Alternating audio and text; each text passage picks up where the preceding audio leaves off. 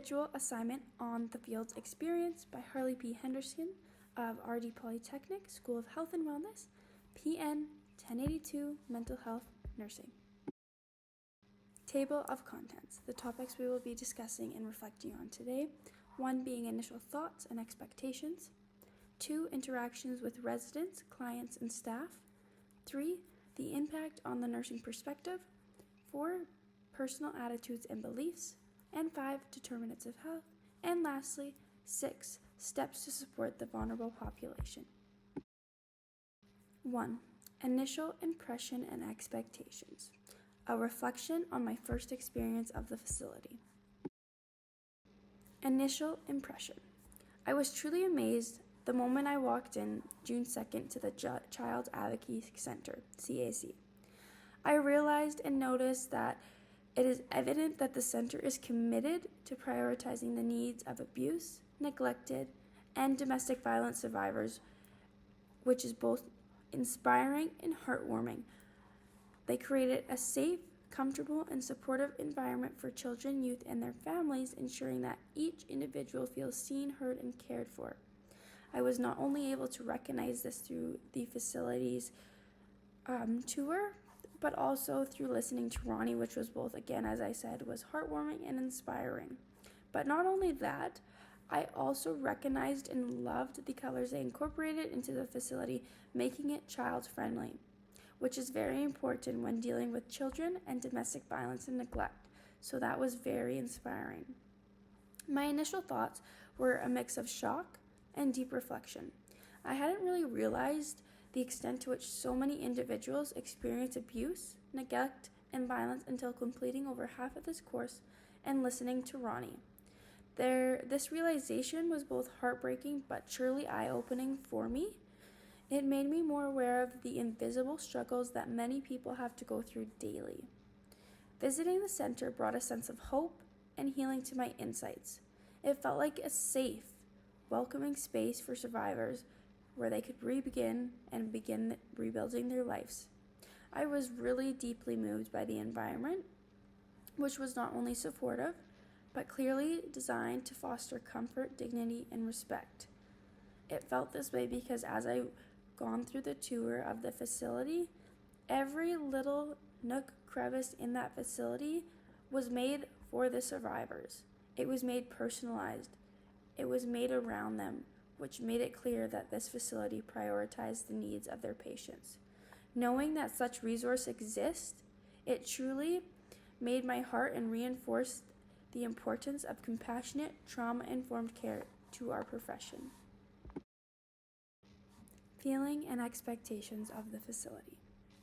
Going into this experience, I carried extremely high expectations, as I was genuinely hopeful that the care provided would meet the complex needs of individuals who had suffered, particularly those affected by sexual assault and domestic violence. Upon entering the facility, I was immediately struck by how well it aligned with my hopes. My expectations were not only met, but truly exceeded, I felt, leaving me with a sense of amazement. This amazement came from witnessing the way there was a consistent human approach to create patient-centered care, as Ronnie proved this throughout her presentation.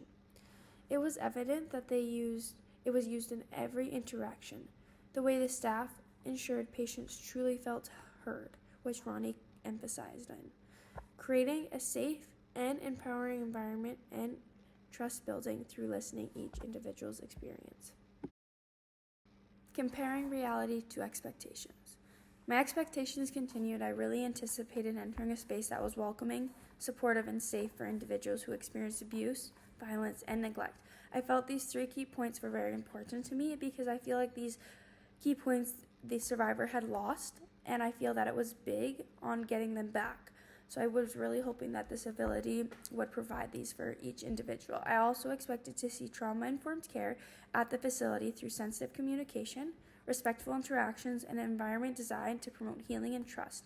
My hopes in the end is that the individual would be given a real chance to rebuild and have their sense of safety and begin to relax and recover. Reality expanded. Gratifyingly, these realities matched my hopes, which really excited me, and I felt grateful that there were such resources available for survivors. The facility offered meaningful insights to how trauma-informed care can truly be practiced, which was super meaningful to myself, so it will be available for my future practice to be used by myself. One of the most important and impactful aspects I felt was their intentional effort to minimize re-traumatization. As Ronnie explained, they tried to prevent the patients from repeating their stories over and over, which I thought demonstrated deep respect for their emotional well-being. Equally impressive, the facility's commitment to patient-centered care. The way Ronnie had explained, they actively listen to patients. They focus on their individual voices of the needs of the survivors, which I am sure made each person feel truly seen and valued. Also, safety was also clearly a foundational priority to the facility, as the facility created a strong sense of security by assuring privacy and maintaining a calm, quiet, and confidential environment. Witnessing how they built the safety into every element of care brought me a deep sense of joy, reassurance, knowing that each survivor was being supported through thoughtful intentions. 2. Building connections. Reflecting on interactions with residents and staff. Understanding the individuals served by the organization.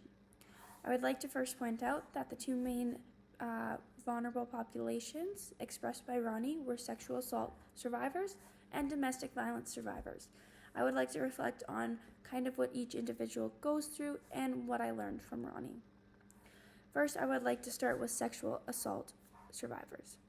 The experience the facility offers to survivors of sexual assault is truly remarkable.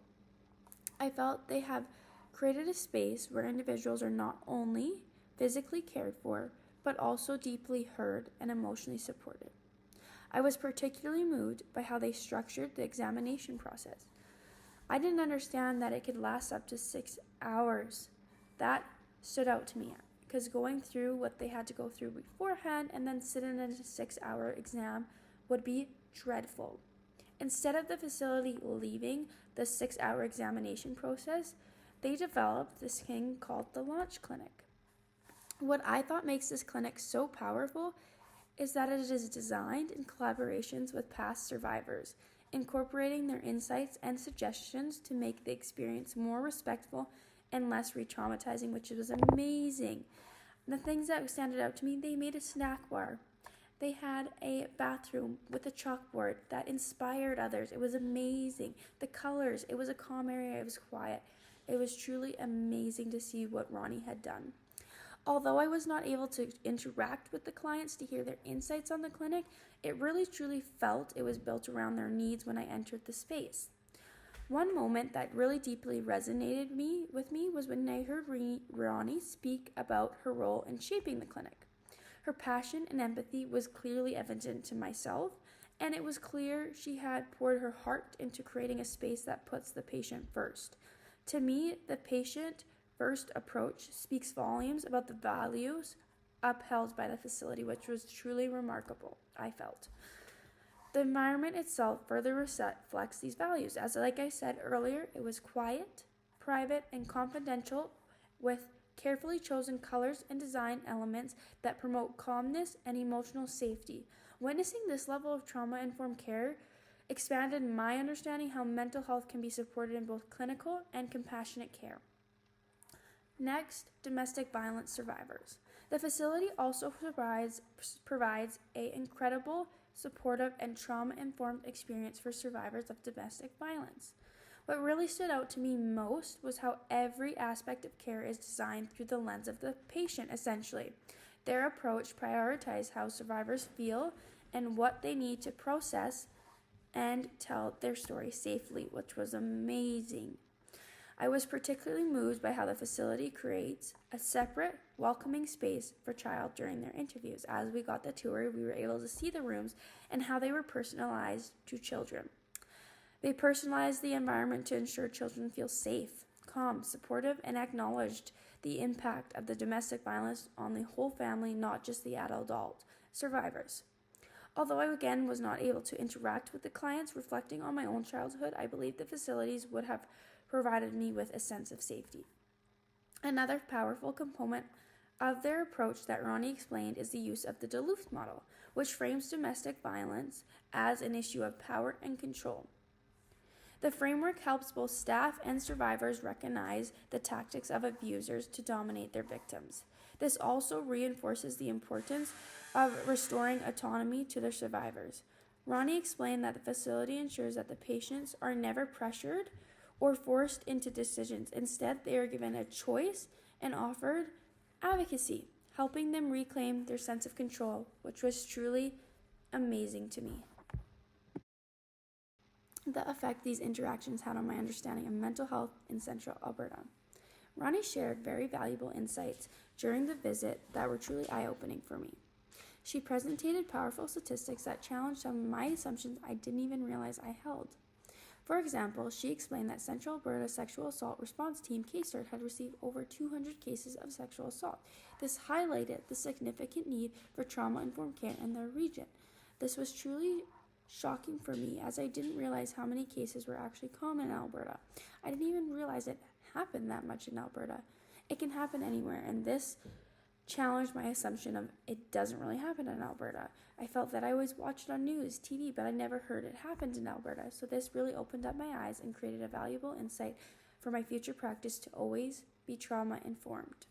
She also shared that it could take a survivor of domestic violence 5 to 7 incidents before they feel that they're able to report, which really struck me because I had not fully appreciated how complex and emotionally difficult it is for individuals to come forward, how fear, shame, and lack of safety can keep them silent. Another important point she shared was that alcohol is actually the most common date rape drug, which I was completely unaware of, and how easy it is for people to drug someone with alcohol. And that men report assaults far less frequently, often due to stigma and societal expectations, which really saddened me that men have to have this stigma against them. Hearing these realities made me reflect on my own unconscious bias and assumptions as well, because before this experience, I didn't really fully grasp just how many barriers actually exist for survivors of sexual assault and domestic violence. It truly is easier said than done when it comes to reporting or seeking help. This interaction deepened my understanding of mental health and trauma in Central Alberta by helping me see beyond statistics and recognize the human stories behind them. I am incredibly grateful for Ronnie for expanding my perspective and helping me grow both professionally and personally. Her knowledge and compassion brought clarity to the real challenges of the survivors faced and reminded me of how important of approaching all patients with empathy, understanding, and without judgment. 3. The impact on nursing perspective. Nursing care for the vulnerable population. A shift in perspective. Reflection, nursing care for the vulnerable populations. Ronnie emphasized that nursing care for the vulnerable populations must be with creating a sense of safety. I learned that support is just not emotional, but it also includes offering resources, referrals, and being present without judgment. A key takeaway for me in my future practice is the importance of respecting patient autonomy by giving them choice, listening without interruption, and never rushing their healing process. I felt this was a big key takeaway for me because I look back and seeing that maybe some survivors had their autonomy taken away from them, so it's super important to give it back to them. I also now recognize how crucial it is to minimize re-traumatization by avoiding making the survivor repeat their story. And of course, documenting in the patient's own words is super important for the patient's success. Understanding signs of abuse is also super important and stood out to me, because knowing how to respond appropriately are essential skills. Moving forward, I will focus on building trust, advocating when needed, and waiting until the patient is ready, not forcing or rushing them. These actions are small but powerful ways I can uphold dignity and deliver trauma-informed care to my future patients. This experience has taught me that nursing is not only about clinical skills, but also about being steady, compassionate, and present during the patient's most vulnerable moments. Challenges and opportunities. During our time with Ronnie, it became clear that although many resources are available for individuals experience violence and assault, vulnerable populations continue to face significant challenges when seeking help. Some of the most impactful challenges Ronnie identified include isolation from abusers, lack of acknowledgement or validation from others, and being too scared to leave an unsafe situation. Each of these barriers reflects the complex emotional, physiological, and systematic issues that must be recognized in nursing care. Isolation. Usually it's often created by the abuser, as Ronnie explained, which limits individuals' access to support systems essentially. As a future nurse, the opportunity for me is to highlight the importance of building trust and rapport with patients and create a space of safety for disclosure. Lack of acknowledgement victims may experience from all the populations, which can actually further silence them. Dismissing or minimizing their experiences can prevent them from seeking help. Again, this highlighted for me the importance of active listening, using trauma-informed care to help individuals feel seen and heard. Lastly, the fear of leaving. An abusive environment is a major barrier due to such things as financial dependence and a concern for their children and loved ones.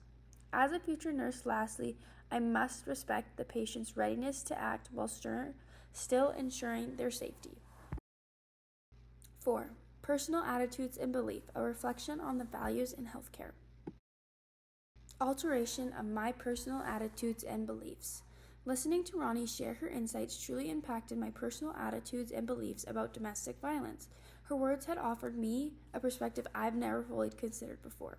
Previously, I held the simplistic belief of why can't you just leave, thinking that walking away from an abusive situation was a matter of decision and willpower. But hearing Ronnie speak, I realized how deeply flawed and ununiform my mindset was. She helped me understand that leaving an abuser isn't just about escaping harm, but it often means leaving someone you once loved, someone you may still care about, despite the pain they may have caused. The emotional complexity combined with fear, shame, and financial dependence and isolation truly, I feel, makes it incredibly hard for a survivor to walk away. When Ronnie shared that it could take a person up to 5 to 7 instances of violence before they reach out for help, truly struck me. Her vulnerability and strength truly challenged my assumptions, replacing my judgment with compassion. Now my perspective has shifted from questioning survivors to supporting them. Instead of asking, why can't you just leave, my mindset has become, I'm here when you're ready. This change represented a deep understanding of the emotional and psychological effects of abuse. I feel like I have a strong responsibility to be more empathetic and informed when supporting patients of vulnerable situations. The influence of experience on my views. Social justice. Before coming into this, I had viewed domestic violence mostly as a private matter, and I had not believed that victims had the ability to leave when they wanted to. Ronnie provided me with insights that there is social injustice that surround domestic violence, such as lacking proper resources, financial dependence, and fear of not being believed. I am now able to recognize the systemic barriers that often trap individuals in unsafe situations. This realization has shifted my perspective from judgment to advocacy. Advocacy, as Ronnie also helped me recognize that the importance of patient advocacy, especially in situations involving domestic violence and sexual assault. Advocacy empowers survivors by giving them a voice in their care and restoring a sense of control that may have been taken away from them. I now understand that being an advocate means not just providing care, but standing up for patients' dignity, safety, and right to be heard. And lastly, empathy. Understanding empathy means more than just feeling sorry for someone, but it means truly trying to understand their pain, their fear, and emotional complexity of their situation. Now understanding empathy, I feel I will be able to use it in my future practice to better understand my patients. 5. Determinants of health, a reflection on the values of healthcare. Determinants of health, challenges and support of the vulnerable populations. 3 main determinants of health stood out to me, and first being income and social status, as after reflecting on the challenges faced by vulnerable populations, I believe that income, social status, and access to social support are key determinants of health that significantly impact the well-being of vulnerable populations. As Ronnie explained, for individuals experiencing abuse, A lack of financial resources and low social status can prevent them from leaving their abuser due to economic dependency, fear of social judgment, or not having the right resources to get away.